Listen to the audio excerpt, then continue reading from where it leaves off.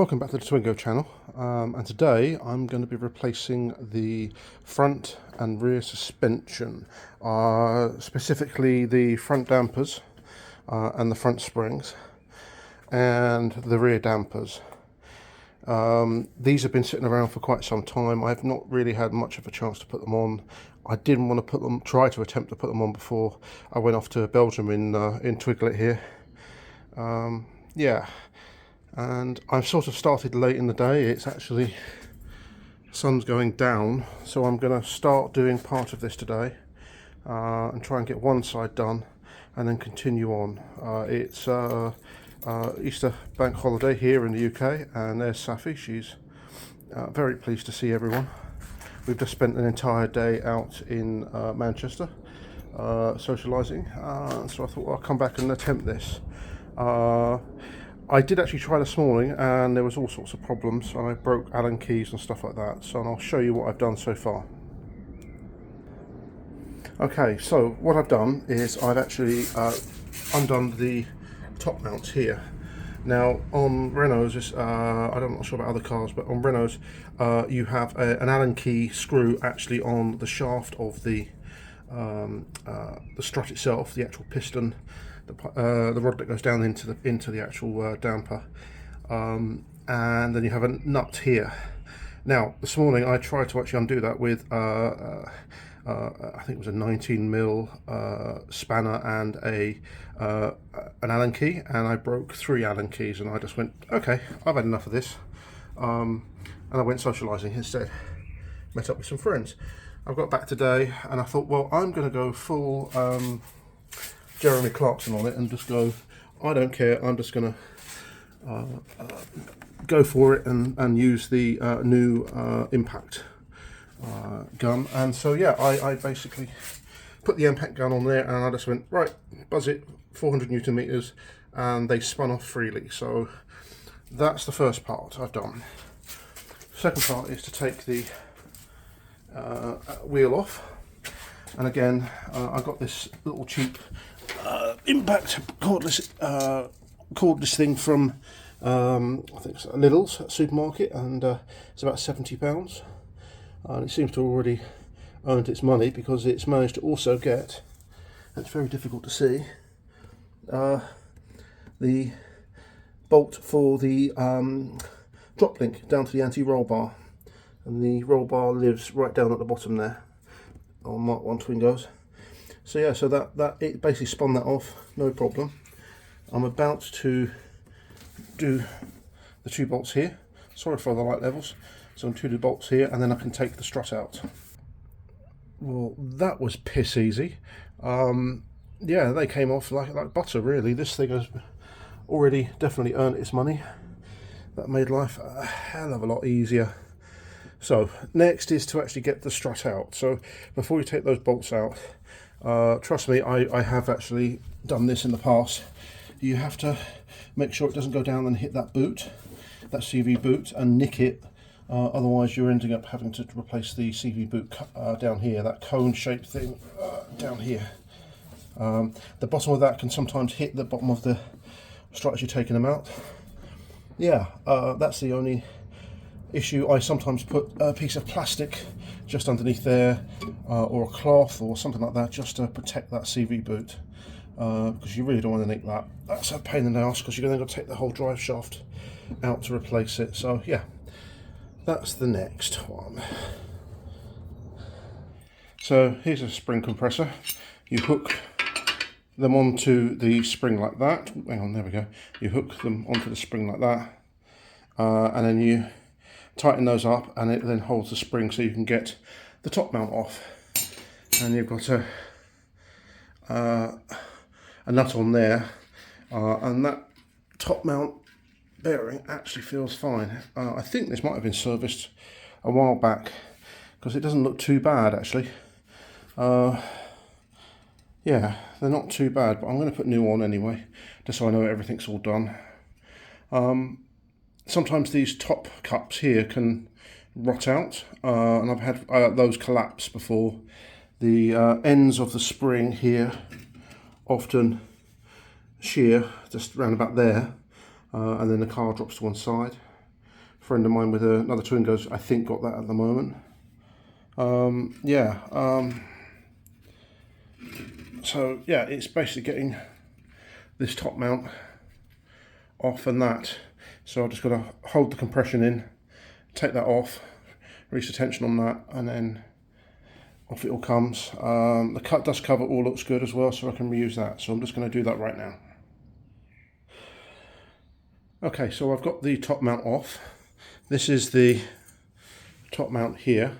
There's another part that goes on top there. So that goes on top there, and then behind it is a bearing, and that is your top mount bearing. So yeah, so that's often these bearings actually fail, and it will fail an MOT because it creates wobble at the top of the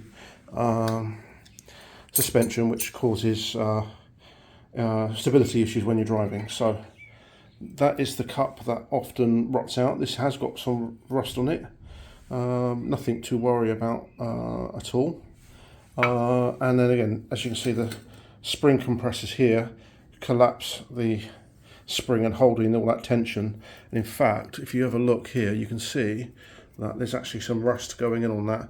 And often, as you can see here, the rust there, the rust will eat into the spring and it will fracture just there, and you lose a end bit, and it then collapses the suspension by a few centimetres, and your car goes lopsided, and it will fail an MOT. So yeah, you can see the lamination here. So yes, I am actually glad I'm actually replacing that. But yeah, essentially you can just remove the spring like that, and then I'll remove this dust cover, and that can go back onto the new one. All of this here is WD-40. I left it soaking overnight in WD-40. The bottom here doesn't look too bad. It looks like it has been replaced relatively recently. XL gas shock absorber. Got no idea what brand they are. I do have to take that bracket off at the bottom there, so I've got to find the right tools to do that, and that's to hold the brake light. No, it's the ABS cable. So that needs to be taken off as well and put onto the new shock. So okay, I'm going to take that dust cover off and swap them over. So here's the old one with the dust cover off. It's dry, generally dry. Actually, good use. There's a little bit of rust there, nothing serious. This could be reused, to be honest with you. The fact that I've actually taken it off, I'm not going to put it back on again because I've got a new one, which is here. So there we go. Now, often when you get a new damper in, you get this little hook, and the idea is that this actually holds down that the piston, because the piston wants to move up. You also get a new bolt as well. So don't take that off until you're ready to actually install, or you want to actually start putting the spring on, because you won't be able to really push down very easily. Yeah, it's a pain. So that there is quite useful. You need quite a bit of effort to push that down.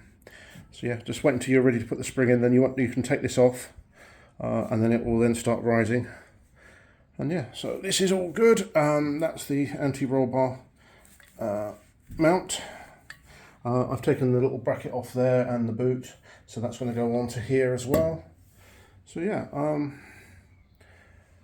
not too bad. That was quite straightforward. This little gun is a marvel. It's actually, for the price, like a decent one is 200-300 quid.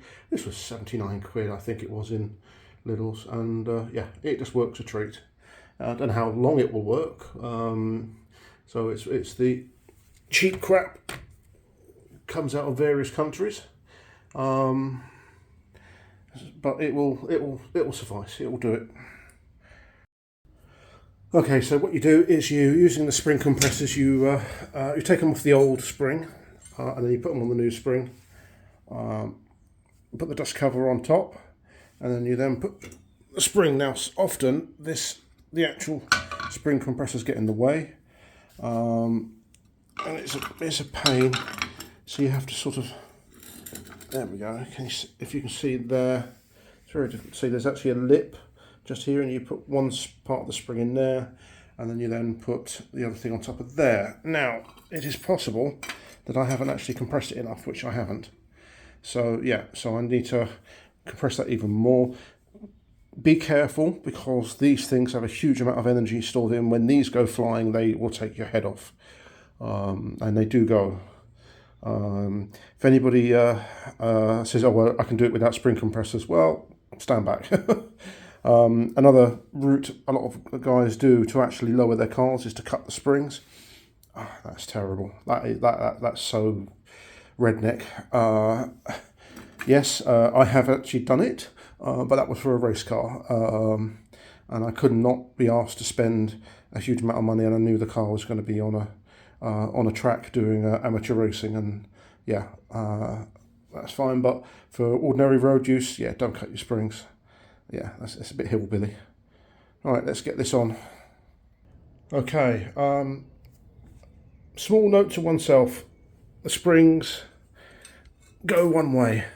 I actually installed it with the spring like that. Can you see at the bottom it opens out a little bit, and at the top it actually gets a little tighter, something like that. Yeah, there we go.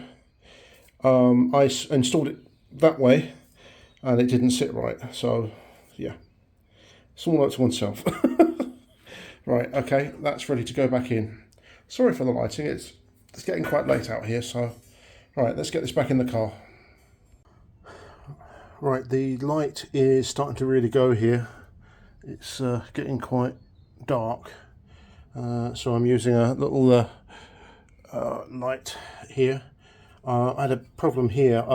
You have to use I think it's a Torx or some sort. There, I've got one, and actually tighten it up, because this simply just rotates the inside, so I've managed to do that. And also the anti-roll bar was putting quite a bit of tension, so I had to lift this up using the jack from the car just a little bit, just to bring it up so I could get it in. So the final part is those bolts there. Okay, that's this side done. Unfortunately I've scratched it up a little bit here. I was having lots of problems, but yeah, that's fine. I'll come back and touch them up, that's alright.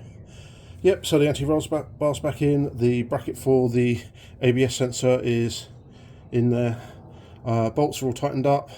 The top bolt is tightened up, so yeah, it's ready for the wheel to go back on. Okay, wheels back on. I'm going to jack the car back up again, take the stand out, and call it a night and put the car back down. Yeah, I'm just going to move all this stuff, put the impact driver on charge, and I'm going to do the other side over there. Come on, light, there we go. The other side on that side. Done, that's all tightened up, that's absolutely fine. Yeah, I think we're all done. Okay, let's go and get some dinner, and we'll start this in the morning. Okay, so it's the morning, and I've just used the standard car jack just to lift the back tyre up a little bit.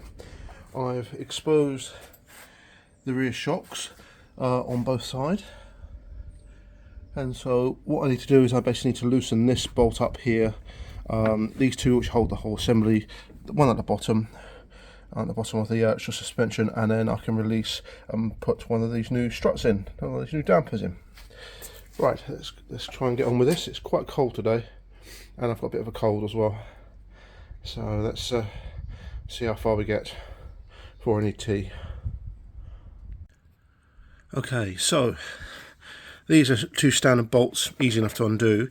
This one here is a nylock thread, a nylock lock nut, and you've got it's like a flat here, which you can put something on there just to hold the spline while you undo the bolt. It's a bit fiddly, but it's quite easy to do. A lot of cars do have this set up, so yeah. That's the top bolt done. That's ready to spin off once the suspension's out. Okay, so this is the bolt at the bottom of the damper here. As you can see, the damper is actually rusting at the bottom, hence the reason I'm replacing it. 18mm, just spit it off. That's as simple as that. Okay, so we've got the driver's side rear strut out. As you can see, it's a spring and a damper because it's independent wishbone on the rear. Yeah, I'm just going to basically compress that spring, take the cap off, swap it over like I did the front suspension, put it back together again and put it in the car. Okay, so spring is off, top mount is off. There's the strut, and it's rotting. Yeah, it's probably still usable, but it's rotting. And that's the dust cover. Unfortunately, that's actually fallen apart, and I don't have a new one of these. It didn't come with the kit, so I am tempted just to simply glue this one together and see what happens, or just simply leave the bump stop here, and I will source another one and take it apart again. It's very easy to take apart, so it's not a problem. Yeah, it's a shame about that. So I'm just going to put the new strut in, put it all back together again, and get it back on the car. Right, new strut is in. Sorry about the light, it's a bit weird. Here it's all in. Just having a quick look round. Okay, there's some surface rust on the rear beam, and the exhaust looks like it's got a hole in it, so I need a new rear exhaust. So that can be done later, but otherwise the actual chassis itself seems in pretty good condition. Yeah, that's pretty good. Let's go up in there. Yeah, all looks good. There's no... What is that? What's that? Let me have a quick rub of that.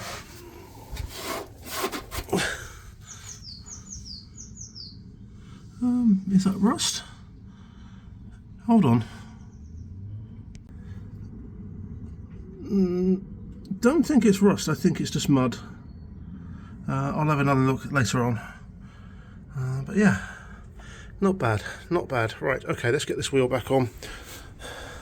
And yes, that's what's holding the car up right now. Janky as fuck. Right.